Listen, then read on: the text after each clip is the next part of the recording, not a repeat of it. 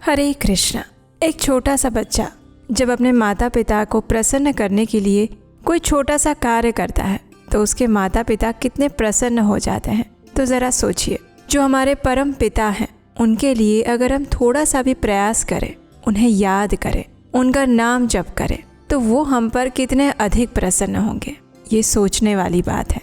और इसी संदेश के साथ आप सबका स्वागत है आज की पौष मास की कथा श्रृंखला में। इस विचार को आज पूरे दिन अपने साथ रखिएगा। और अब हम आरंभ करने जा रहे हैं इसी पौष मास की हमारी पौराणिक कथा की यात्रा को। तो चलिए आज की पौष मास कथा आरंभ करते हैं।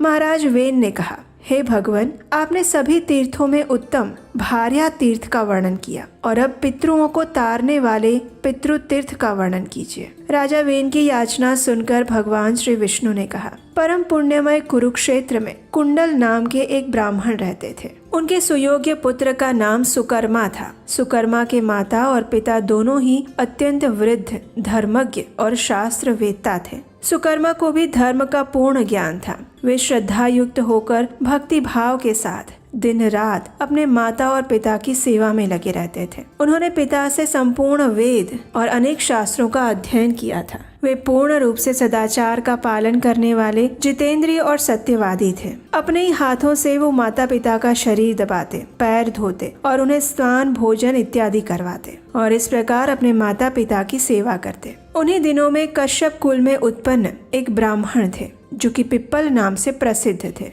वे सदैव धर्म कर्म में लगे रहते। अब एक समय क्या हुआ कि वे महामना बुद्धिमान ब्राह्मण दश अरण्य में जाकर ज्ञान और शांति के साधन से तत्पर होकर तपस्या करने लगे। उनकी तपस्या के प्रभाव से आसपास के सभी प्राणियों का पारस्परिक वैर विरोध शांत हो गया। वे सभी वहाँ पर एक ही पिता के पुत्रों की तरह रहने लगे। ऋषि पिप्पल की तपस्या को देखकर मुनियों और इंद्रराज को भी आश्चर्य हुआ और देवता आपस में बात करते हुए कहने लगे, अहो, इस ब्राह्मण की कितनी तीव्र तपस्या है, कैसा मनोनिग्रह है और कितना इंद्रिय संयम। मन में कोई विकार नहीं, चित्त में उद्वेग नहीं। इस प्रकार काम क्रोध से रहित होकर सर्दी, गर्मी और हवा के झोंकों को सहते हुए वे तपस्वी ब्राह्मण पर्वत की भांति अविचल तपस्या में रत रहने लगे। वे ब्रह्म के ध्यान में लीन थे। उनका मुख कमल प्रसन्नता से खिला हुआ था। तपस्या से शरीर दुर्बल हो गया था और हृदय में पूर्ण श्रद्धा थी। इस प्रकार उन बुद्धिमान ब्राह्मण को तपस्या करते हुए 1000 वर्ष बीत गए। आसपास में बहुत सारी चींटियों ने मिलकर मिट्टी का ढेर लगा दिया। उनके ऊपर बाम्बी का विशाल मंदिर सा बन गया था। काले सांपों ने आकर उस ब्राह्मण के शरीर को लपेट लिया। भयंकर विष वाले सर्प उन उग्र तेजस्वी ब्राह्मण को डस लेते थे, लेकिन जहर उनके शरीर पर गिर जाता था। उनकी त्वचा को भेद कर भीतर नहीं फैल पाता था। उनके संपर्क में आकर सांप स्वयं शांत हो जाते। उनकी देह से अनेक प्रकार की तेजोमयी लपटें निकलती हुई दिखाई दे रही थी। वे 3000 वर्षों तक मात्र वायु पीकर रहे और तब देवताओं ने उनके मस्तक पर फूलों की वर्षा की और कहा, हे महाभाग, तुम जिस वस्तु को प्राप्त करना चाहते हो वो अवश्य तुम्हें प्राप्त होगी। तुम्हें समस्त अभिलषित पदार्थों को देने वाली सिद्धि स्वतः ही प्राप्त हो जाएगी। देवताओं के इन वचनों को सुनकर महामना पिप्पल ने भक्ति पूर्वक मस्तक झुकाया, देवताओं को प्रणाम किया और इस प्रकार कहा, हे देवताओं, ये सारा जगत मेरे वश में हो जाए, ऐसा वरदान दीजिए। मैं विद्याधर होना चाहता हूँ। ऋषि पिप्पल की बात सुनकर सभी देवताओं ने कहा, एवमस्तु, ऐसा ही होगा। उसे वरदान दिया और अपने अपने स्थान चले गए। तब से द्विज श्रेष्ठ पिप्पल विद्याधर का पद प्राप्त कर लिए। अपनी इच्छा अनुसार विचरते हुए सर्वत्र सम्मानित होने लगे।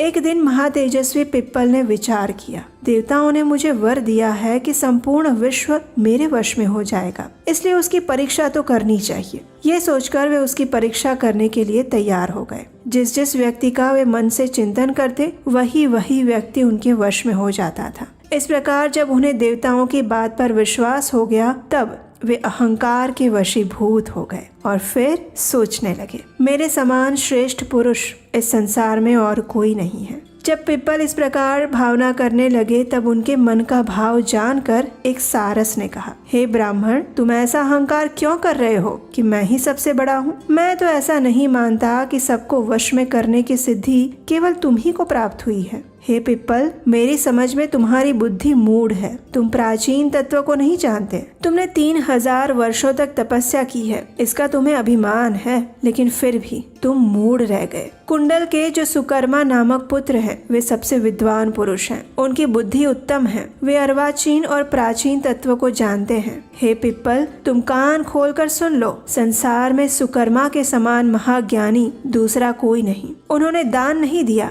ध्यान, होम, यज्ञ आदि कर्म भी नहीं किए, न तीर्थ करने गए, न गुरु की उपासना की। वे केवल माता पिता के हितैषी हैं। वेद अध्ययन संपन्न हैं, गुरु के शरणागत हैं और संपूर्ण शास्त्रों के ज्ञाता हैं। हालांकि सुकर्मा अभी बालक है, फिर भी उन्हें जैसा ज्ञान प्राप्त है वैसा तुम्हें अब तक नहीं मिला है। ऐसी दशा में तुम व्यर्थ ही अपने गर्व का अभिमान उठा रहे हो। सारस की बात को सुनकर पिप्पल आश्चर्यचकित रह गए। उन्होंने कहा, आप कौन हैं जो पक्षी के रूप में आकर इस प्रकार मेरी निंदा कर रहे हैं? इस समय मुझे अर्वाचीन और प्राचीन का स्वरूप पूर्णतया समझाइए। तब उस सारस ने कहा, हे द्विजश्रेष्ठ, कुंडल के बालक पुत्र को जैसा ज्ञान प्राप्त है वैसा तुम में नहीं है। वे धर्मात्मा है। उन्हीं के पास जाकर मेरा परिचय भी उनसे पूछना, तुम्हें वो सारा ज्ञान बताएंगे। सारस की ये बात सुनकर विप्रवर पिप्पल बड़े वेग से कुंडल के आश्रम की ओर गए। वहाँ पहुंचकर उन्होंने देखा सुकर्मा अपने माता पिता की सेवा में लगे हैं। वे सत्य पराक्रमी महात्मा अपने माता पिता के चरणों के पास बैठे थे।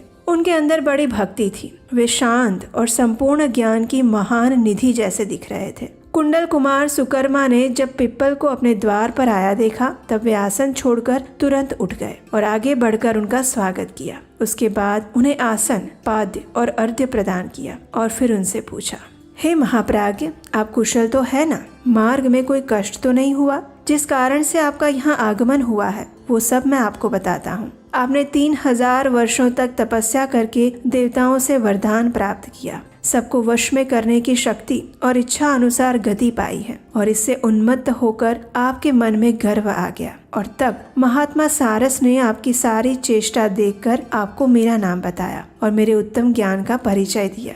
ये सब सुनकर पिप्पल आश्चर्यचकित रह गए। उन्होंने पूछा, हे ब्रह्मदेव, नदी के तीर पर जो सारस मिला था, जिसने मुझे ये कहकर आपके पास भेजा कि वे सब ज्ञान बता सकते हैं, वह कौन था? तब सुकर्मा ने कहा, हे विप्रवर, सरिता के उस तट पर जिन्होंने सारस के रूप में आपसे बात की थी, वे साक्षात महात्मा ब्रह्मा जी थे। ये सुनकर धर्मात्मा पिप्पल ने कहा, हे ब्रह्मन, मैंने सुना है सारा जगत आपके अधीन है। इस बात को देखने के लिए मेरे मन में उत्कंठा हो रही है। आप यत्न करके मुझे अपनी ये शक्ति दिखाइए। ये सुनकर सुकर्मा ने पिप्पल को विश्वास दिलाने के लिए देवताओं का स्मरण किया। उनके आवाहन करने पर सभी देवता वहाँ उपस्थित हुए और सुकर्मा से इस प्रकार कहने लगे, हे ब्रह्मन, तुमने किस लिए हमें याद किया? इसका कारण बताओ। तब सुकर्मा ने कहा, हे देवगण, विद्याधर पिप्पल आज मेरे अतिथि हुए हैं। ये इस बात का प्रमाण चाहते हैं कि संपूर्ण विश्व मेरे वश में कैसे हैं। उन्हें विश्वास दिलाने के लिए ही मैंने आप लोगों का आवाहन किया था। अब आप अपने अपने स्थान को जा सकते हैं। लेकिन देवतागण इस बात से संतुष्ट नहीं हुए और फिर उन्होंने सुकर्मा से कुछ कहा, और वो क्या था वो हम सुनेंगे हमारी इसी पौष मास कथा श्रृंखला की अगली कड़ी में। उसे सुनने के लिए याद से देख लीजिए कि आपने इस चैनल को सब्सक्राइब तो किया है ना, नोटिफिकेशन तो ऑन रखा है ना। अगर नहीं तो अभी कर लीजिए, क्योंकि इसी कथा श्रृंखला की कड़ी को हम आगे बढ़ाते हुए कल इसका अगला भाग लेकर आएंगे, और वो आप तभी सुन पाएंगे जब आपने इस चैनल को सब्सक्राइब करके रखा होगा। अगर आज का ये वीडियो अच्छा लगा है तो उसे लाइक अवश्य कीजिएगा और इसे अपने मित्रों और परिवारजनों को भी शेयर कर दीजिए। और हम आपसे मिलेंगे बहुत जल्द पौष मास कथा श्रृंखला की अगली कड़ी के साथ, कल प्रातः काल। हरे कृष्णा।